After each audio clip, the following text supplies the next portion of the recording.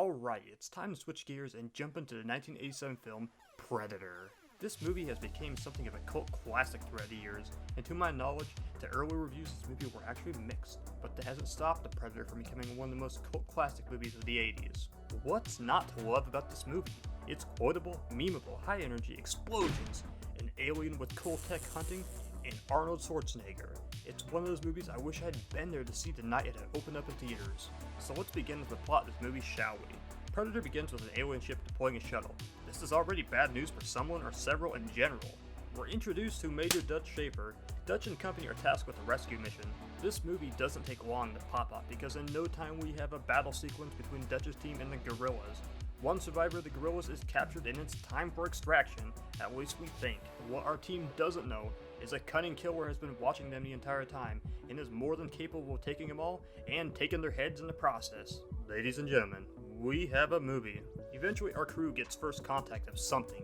Mac, being the first one to see something, swears revenge on his fallen partner Blaine. Okay, so what I already love about this movie is the building of the creature. It is brilliant. You want to know more. You want to understand his intent. You know Dutch's team is in danger. They spend time debating what exactly they're up against. Prior to their first meeting, they had seen bodies hung up, and the question is who could have done this? What kind of man could have strung those all the way up there? No problem skinning people easily. Then you have Anna, who has an idea of what's going on but is struck in fear. As the movie progresses, we watch our group attempt to outsmart the creature, and it becomes more and more unclear to them this is not human they're facing. Everyone is outmatched and being hunted for sport. One by one, they all fall, but it's up to Dutch to confront the Predator. Eventually, Dutch emerges victorious, only after all is lost. The entire team killed except for him. There's a lot of brilliance and fun in this movie. I firmly recall this was the first rated R movie I ever saw as a kid. I'm not going to act that the story is amazing and that it's something deep, but the action and the likable characters bring this full circle. One of the flaws that modern Predator movies have. It's a naturally likable movie and it doesn't feel forced. Alongside Arnold, we also have Carl Weathers, who is known for his role in the Rocky series.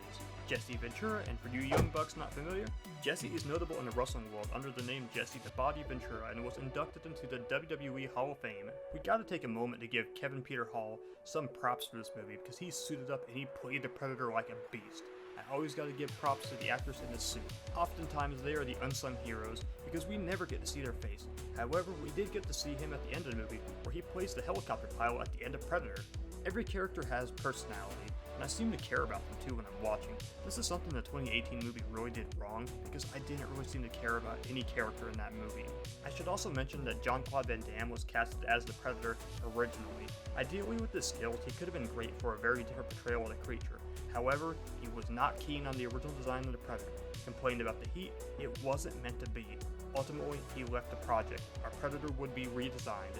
So our original design was pretty well a humanoid insect, and I really feel like if this had been the design, I don't think it would have become as iconic as it was today, nor would we have seen certain iconic scenes because it would have been filmed very differently likely.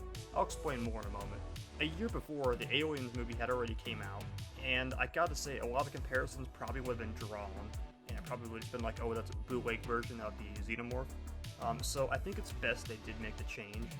I'm glad they didn't push forward and keep the design as it was. Crisis was pretty well averted. It still would have been a fun movie, but I don't think the final battle would have been nearly as impactful. Eventually Stan Winston redesigned the Predator, full of mandibles, armor, dreads. History was being made. The original mask was actually pretty drastically different, and it was essentially just a mechanical version of the Predator's face. I'm sure by now this mask looks familiar.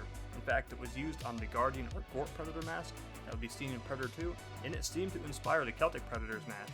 It really does look amazing, the original mask. I don't want to take away from it. But for starts, in the first movie, I think it's best our team simplified it, because this gives the viewers a chance to kind of imagine what's going on underneath the mask, and by the time we first see the Predator remove his mask, we're in for a treat in one of the most iconic moments in the movie. The way Arnold sells it, the impact it has, the original Predator blood design wouldn't have had the same impact, it wouldn't have hit the same. If you're already curious, I'm just going to say this, but I prefer the Predator over the Xenomorph. Nothing against the Xenomorph. It's brilliant. However, this keeps giving, and I think it's so cool with all the tech and the armor, the mask, the plasma cannon, the wrist blades. This movie, I just absolutely love it. It's absolutely the pinnacle of the series. Unfortunately, this is the only movie that Arnold has appeared in the Predator franchise. Fortunately, he did show up in Predator Hunting Grounds and revoice his character. I can't think of many critical flaws with Predator. It's pretty consistent in a typical 80s movie. Iconic sound effects and soundtrack. This was only the start of this fun franchise. For my Neca collection, the Predator line is where it all started for me. Our line officially launched with the release of the 2010 Predator figures, but it would be 3 series in before Neca would begin diving into the original Predator movie. By this point, Neca had already exhausted all the creatures from the 2010 movie. The only thing I recall prior to Series 3 was an original Alien and Predator 2-pack, which I mentioned in the Alien 1979 review. Things would kick off with Jungle Hunter. This was a simpler time, I should mention. If you weren't a collector, then you weren't getting a lot of accessories. In fact, all we really had was the plasma cannon backpack thing, and then for that the wrist blades. There was nothing else really outside that though. If you had the one from the 2-pack, you could swap the hands and the heads. This is just how things worked. You paid extra money for 2 different figures if you were a Neca collector then. Fortunately, we have advanced past that. Even though we're paying a bit more, it's still worth it with all the accessories nowadays versus back then where we had no new accessories and maybe just a difference with the hands being closed, shut, or a mandible being open, closed. You get the idea of what I'm talking about. The Series 3 one I absolutely despised, I remember. It had really bad joints. Like, I remember you could not articulate it that well. This is back when the old swivel joints had existed. Yeah, and this wasn't just only in the Jungle Hunter. They all had it. It wasn't the line was bad with the characters and creatures they chose, it just the quality of what we got was so bad back then. It wasn't until Series 8 and 9 that Neca would give us our first Dutch figures, which really helped because we were able to have the main character and kind of recreate those iconic scenes. We got a jungle extraction, patrol, encounter, thermal, disguise, and a briefing version. I only paid for one version. I'm gonna be brutally honest with you. As a collector though, when it comes to Neca figures, you kinda gotta pick and choose what you're gonna purchase. If you can go ahead and pay for every version, hey, props to you. It's just that some of us though, for like me, it's not that I can't afford, it's just that I feel like it's not justifiable each time paying for a figure that's the same, there's different clothing, different paint apps, slightly different. And the reason why Neca does this is because of the fact they're trying to reuse the mold and shake as much money out of it as possible, and this pays for future retooling, new molds, and everything like that. It's just how it works. So you gotta pick and choose. If you think it stopped at Dutch, wrong, because it went hard with the Predator figures. The Jungle Hunter has been reused so much. It's worth mentioning that they also released a Final Battle 2-pack. I don't have this version, but this is the first time that we would see a mask be released separately from the Predator's face.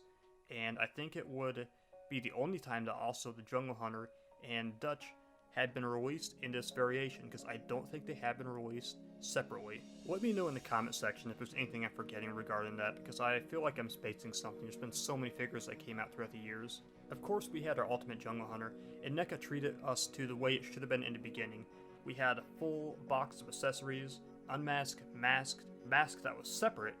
The only issue I had with that was the interior was not actually sculpted, and then for that we had a few different trophies for the Predator. So this is really available in Walmarts and Targets, at any collector store. You can find it easily.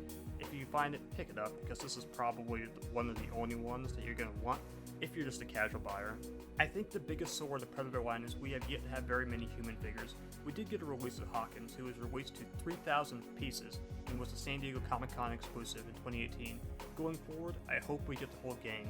I had to research WWE's luck with Jesse Ventura figures, but really I only found one figure released by WWE in the past 20 years, nothing recently. He hasn't been on the program since 2009, however, but that's all besides the point.